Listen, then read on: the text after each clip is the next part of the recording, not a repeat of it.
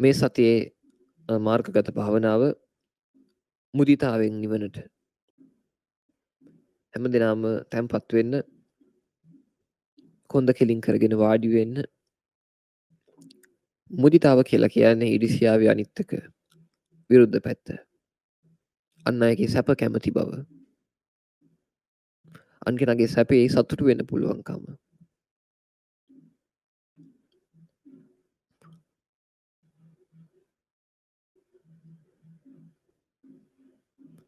අපි ඔබ බොහොමත්ම ආදරය කරන කෙනෙක්ව මුලින්ම සිහියට නගා ගන්න.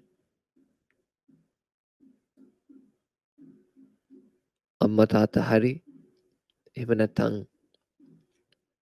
දරුවෙක් හරි, ගුරුවරයෙක් හරි,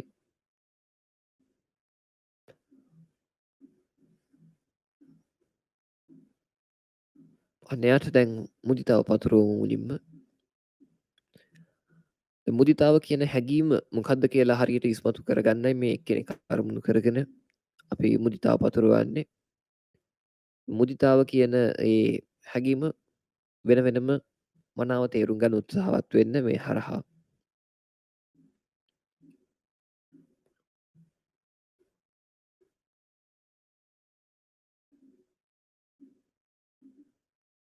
එතැන් ඒ සිහියට නගාගත්තු පුද්ගලයාට හදවතින්ම හිතන්න.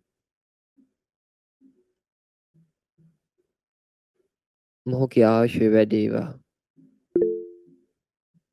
වර්ණය වැඩේවා. මොහුගේ සැපය වැඩේවා. මොහුගේ බලය වැඩේවා. මගේ ප්‍රඥාව වැඩේවා. අනිමයට මටත් වඩා ආශ ලැබේවා. මටත් වඩා මේ ලස්සන වේවා. මටත් වඩා සපවත් ජීවිතයක් ගත කරාවා. මටත් වඩා කාය එවගේම සමාජ ආදී බලය ලබාවා. මටත් වඩා ප්‍රඥාව පහළ වේවා. හිත ඇතුලේ එතකොට ඉස්මතු වෙන පටන් ගන්න මුදිතාව කියන ගුණය. ඒක හොඳට තේරුම් ගනිමින් මුදිතාව පතුරව ගමු, මතක් කරගමු. අනේ මටත් වඩා අවශ්‍යයෙන් වැඩේවා. මටත් වඩා ලස්සන වේවා, වර්ණ වැඩේවා. ඒ වගේම මටත් වඩා සැපවත් වේවා. මටත් වඩා කායික සමාජීය අතින් බලය වැඩේවා. මටත් වඩා ප්‍රඥා සම්පන්න වේවා. ඒ වගේම මෙයාගේ සීලය වැඩේවා. මෙයාගේ ශ්‍රද්ධාව වැඩේවා. වීරිය වැඩේවා. සිහිය වැඩේවා. සමාධිය වැඩේවා. ප්‍රඥාව වැඩේවා. මටත් වඩා සිල්වත් වේවා. මටත් වඩා ශ්‍රද්ධාව වැඩේවා. මෙයාගේ මටත් වඩා වීරිය වැඩේවා. මෙයාගේ මටත් වඩා සිහිය වැඩේවා. මටත් වඩා සමාධිය වැඩේවා. මටත් වඩා ප්‍රඥාව වැඩේවා.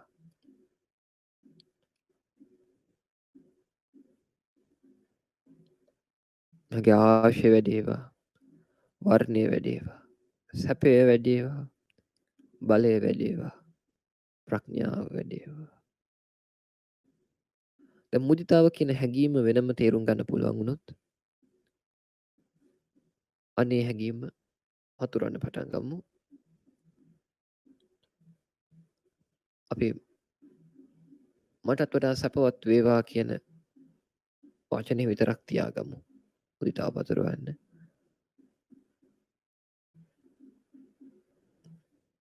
සැපවත් වේවා. මටත් වඩා සැපවත් වේවා. මටත් වඩා සැපවත් වේවා. සැපවත් වේවා. සැපවත් වේවා.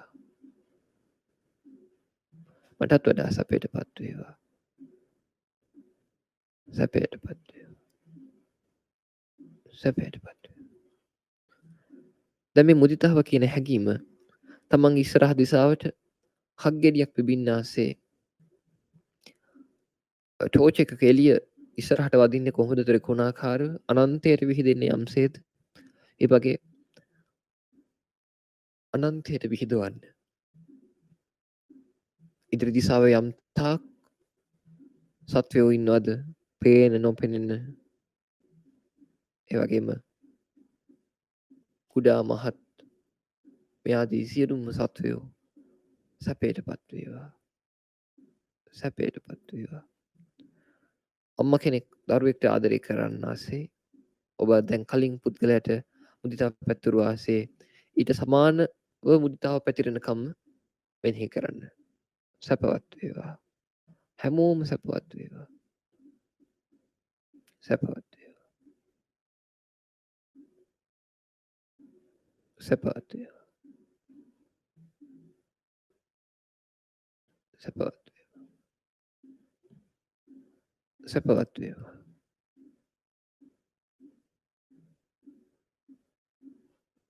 සැපවත් වේවා. සැපවත් වේවා. සැපවත් වේවා.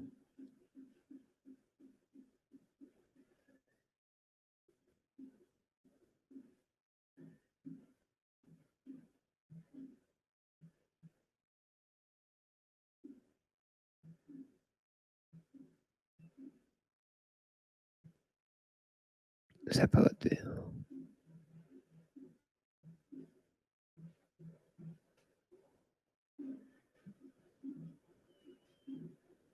ඒ වගේම දැන්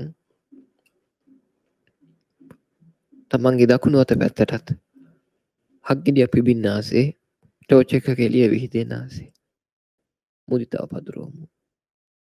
මේ දිසාවෙත් ඉන්න සියලුම සත්වයෝ මටත් වඩා සැපවත් වේවා.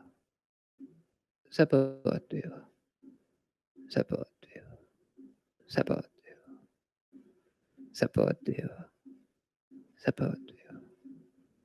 සැපවත් වේවා. සැපවත්. මුදිතාව හැඟීම හිතින් ගිලිහිලා ගියොත් අර පුද්ගලයාවම අරගෙන ඉක්මනින් මොහු සැපවත් වේවා. ආයුෂයෙන් වර්ණයෙන් වැඩේවා කියලා පොඩ්ඩක් මතක් කරලා මුදිතාව කියන හැඟීම ඉස්මතු කරගෙන ඒ හැඟීම පතුරවන්න අනන්තයට.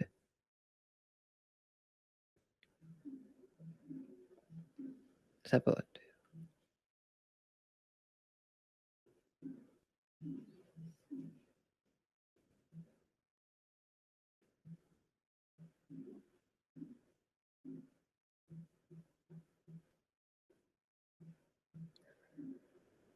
සැපවත් වේවා.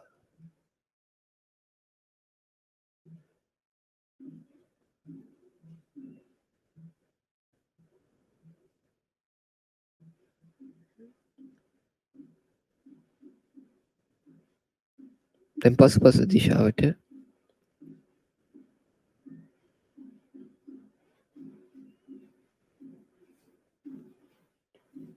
සියලු සත්වයෝ සැපවත් වේවා.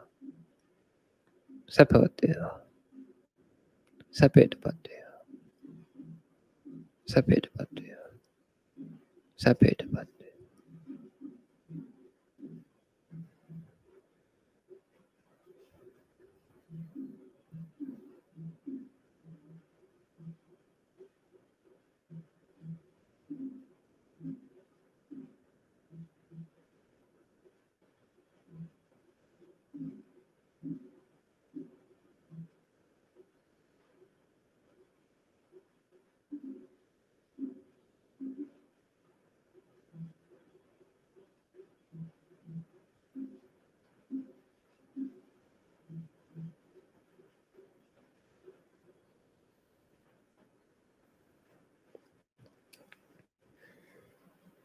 තමන්ගේ වම අත පැත්තට හක්ගෙඩිය පිබින්නාසේ ටෝච් එකක් එළිය ඔදින්නාසේ පතුරවන්න.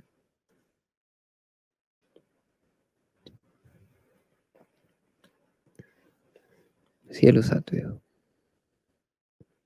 සැපයටපත් වේවා. සැපයටපත් වේවා. සැපයටපත් වේවා. සැපවත් වේවා.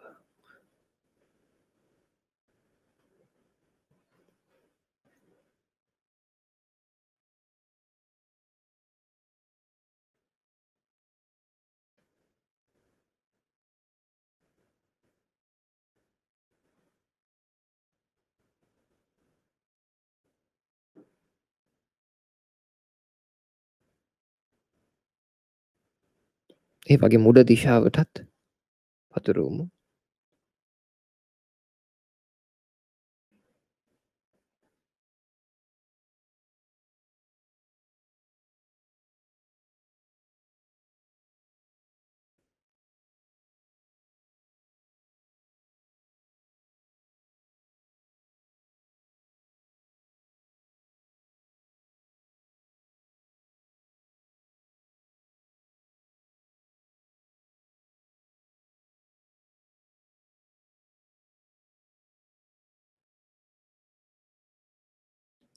උඩ දිශාවේ සියලු සත්වයෝ සැපයටපත් වේවා. සැපයටපත් වේවා. සැපයටපත් වේවා. සැපවත් වේවා. සැපවත් වේවා. සැපවත් වේවා.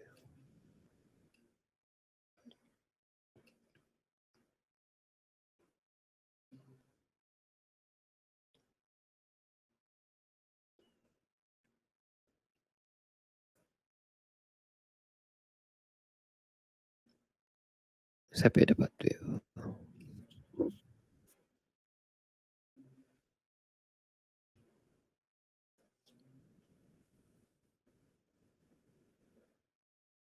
දැන් පහළ දිශාවට පතුරවමු.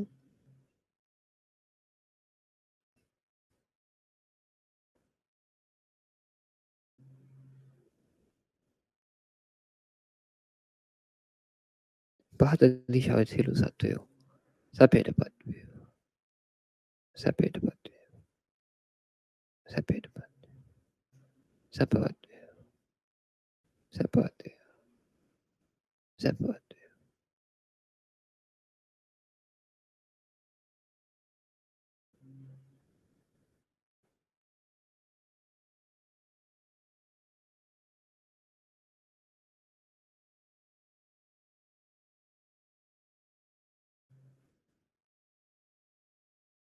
සැපයටපත් වේවා. සැපවත් වේවා. සැපවත් වේවා.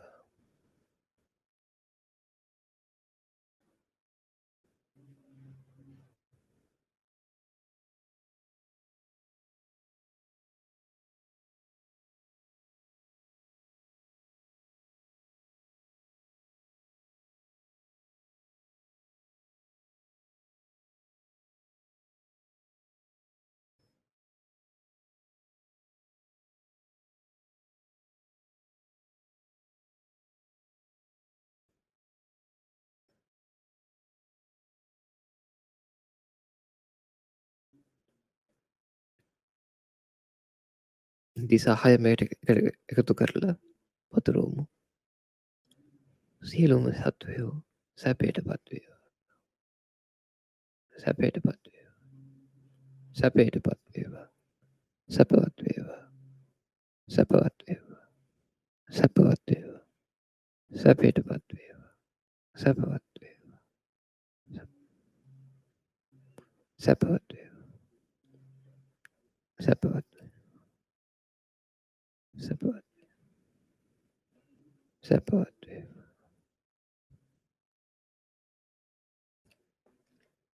සැපවත් වේවා.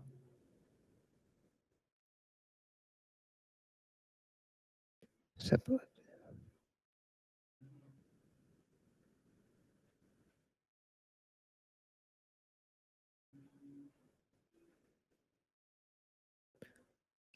මෙසේ වටදී නිකම් විශ්වයේ හිත කිදා බහිනවා වගේ හැඟීමක් ඇති වෙලා විවේකයෙන් හටගත්තු ප්‍රීතියක් සැපයක් උද්ගත වෙන්න පුළුවන්.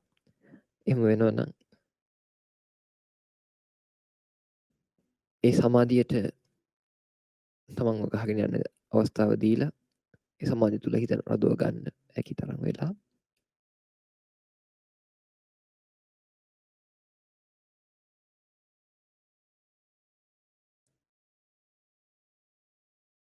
අපි මුදිතාව විපස්සනාවට ලක් කරමු.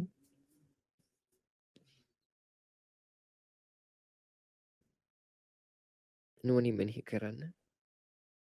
මම දැන් මුදිතාව පැතුරුවේ මොකෙන්ද මොකටද කාටද කාගේ මොකටද කියලා හිතලා බලන්න. මං සැපවත් වේවා කිව්වේ මුලින්ම අරගත්තු මනුස්සයාගේ කොණ්ඩෙටද හමටද අන්න ඒක කිව්වෙත් මගේ කොණ්ඩෙන් එයාගේ කොණ්ඩෙටද මගේ හමෙන් එයාගේ හමටද සැපවත් වේවා කිව්වේ. ඒ වගේම සැපවත් වේවා කිව්වේ.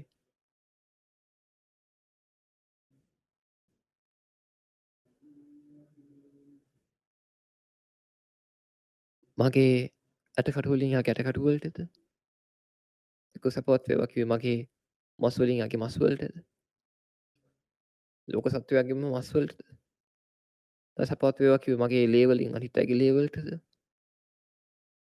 මගේ කෙල වලින් තව කෙනෙක්ගේ කෙල වලටද සැපවත් වේවා කිව්වේ. ඒ වගේම මගේ මුත්‍රා වලින් වෙනත් කෙනෙක්ගේ මුත්‍රා වලට සැපවත් වේවා කිව්වේ. එහෙමත් නැත්නම් මේ තමන්ගේ ශරීර උෂ්ණත්වයෙන් වෙන තවත් කෙනෙක්ගේ ශරීර උෂ්ණත්වයටද සැපවත් වේවා කිව්වේ.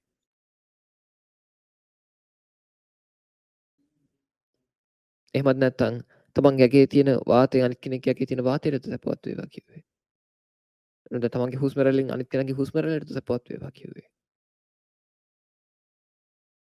එහෙම නැත්නම් මේ කනේ සිදුරු නාහේ සිදුරු කටේ සිදුරු ආදී මේ සිදුරු වලින් ඒ කෙනාගේ සිදුරු වලටද සැපවත් වේවා කිව්වේ.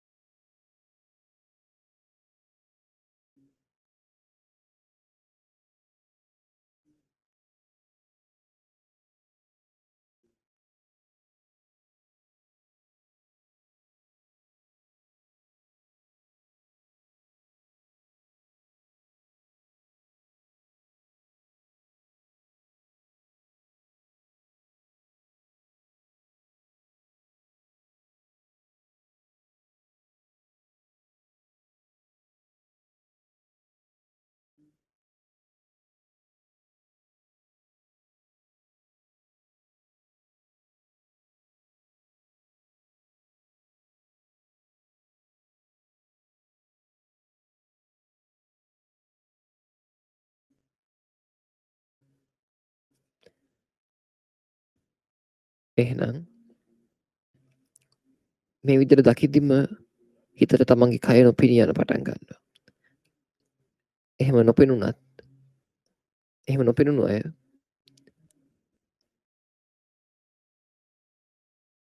ඒ අයගෙත් තමන්ගෙත් ශරීරයේ තද ගති ටික කෙස්ලොම් නියදත් සම්මස් ඇටමිදුළු ආදී ටික හිත එක පැත්තකට ඉවත් කරන්න අතහරිමි කියලා. ඒ වගේම පිටසෙම සැරවලේ දහදියත් මුත්‍රා ආදියත් අතහරිමි කියලා ඉතින් අතහැරලා දාන්න. ඒ වගේ මුෂ්ණත්වයත් අතහරිමි කියලා අතහැරලා දාන්න. ශරීරයේ වායුමය පිරිච්ච ස්වභාවයත් අතහරිමි කියලා අතහැරලා දාන්න. ඒ වගේම අවකාශමය ස්වභාවයත් අතහරිමි කියලා අතහැරලා දාන්න. ඒත් එක්කම හිත හිස් බවකටපත් වෙනවා දැනේවි.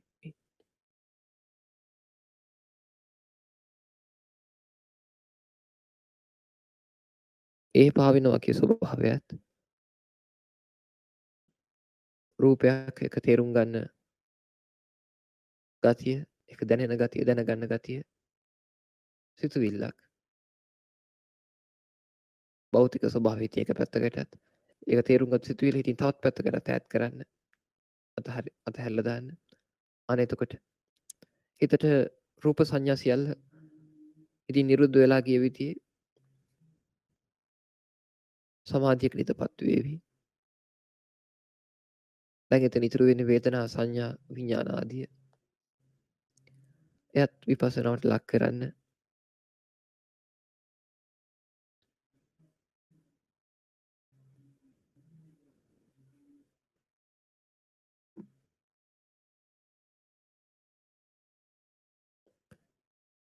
මෙතනත් තියෙන්නේ වේදනාවක් තියෙනවා. මේ හිස් බව දැනෙන ගතියක් වින්දනය කරන බවක් තියෙනවා. සැප දුක් රහිත වේදනාවක් වගේ සමහර අයට සැප වේදනාවක් විදිහට දැනෙන්නත් පුළුවන්. මෙන්න වේදනාව මෙන්න වේදනාව කියලා. වේදනාව මන ලෙස තේරුම් ගන්න.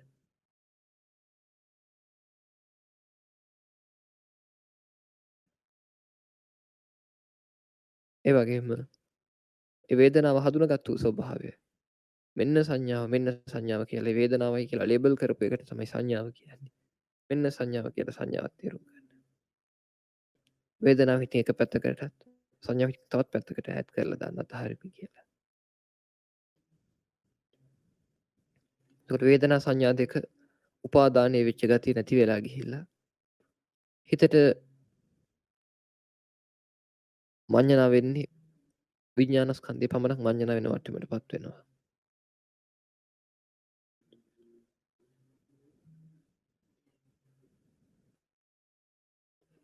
දැන් මේ විඥාන උපාදානස්කන්ධයත් තේරුම් ගන්න. මිට තප්පර ගණක් උඩදී තිබ්බ දැනීමක් නෙමෙයි දැන් තියෙන්නේ. තප්පර ගණක් අනාගතේ තියෙන එකකුත් නෙමෙයි දැන් තියෙන්නේ. ඉතින් අහලා බලන්න. තප්පර 5ක් උඩදී දැනුනෙත් මේ විදිහටමද? මේ මොහොත. එහෙම නැත්නම් තප්පර 5ක් අනාගතේ දැනෙන්නේ මේ විදිහටද? නෑ. ක්ෂණයක් පාසා වෙනස් වෙනවා කියන එක තේරුණත් එක්කම මෙයත් අනිත්‍යයි මෙයත් අනාත්මයි කියලා මෙනෙහි කරන්න. අනිත්‍යයි අනාත්මයි කියලා. ඊටපත් වේ හිස් බවකට ශුන්‍යතා ආදී සමාධියකට මේ ස්වභාවයත් මොහොතකින් නැති වෙලා යනවා. මෙයත් මම මගේ ආත්මය මගේ දේ කියලා කියන සුදුසු නෑ. මෙයත් අනිත්‍ය අනාත්මයි කියලා අයින් කරපු තැන හිත සබ්බ සංඛාර සමතයකට හිතේ සිටු සකස් කිරීම වල සංසිඳී යාමකට පත් වේවි.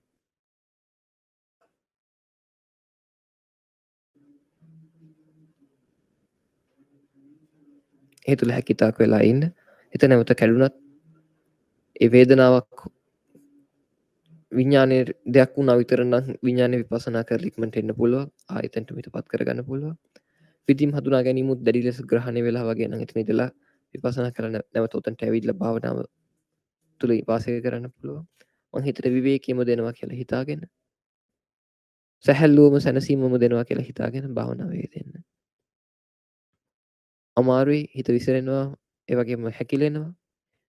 ඔබට කරන්න තියෙන්නේ ඔබේ දක්ෂතාවය වෙන්නේ මේ ශ්‍රද්ධාව, වීරිය, සිහිය, සමාධි, ප්‍රඥාව කියන මේ ඉන්ද්‍රිය ධර්ම පහ සම කර කර වාසය කිරීම. ශ්‍රද්ධාවත් වඩනවා, වීරියත් වඩනවා, සිහියත් වඩනවා, සමාධියත් වඩනවා, ප්‍රඥාවත් වඩනවා. වඩන අර්ථයෙන් භාවනා කියලා කියනවා.